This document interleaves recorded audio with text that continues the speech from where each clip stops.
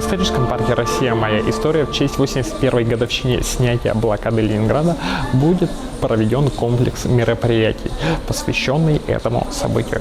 Мероприятия включают в себя как лекции, которые больше расскажут о том, как проходила блокада и разворачивались эти страшные события, так и художественные номера, которые должны приобщить подрастающее поколение к вопросам Великой Отечественной войны.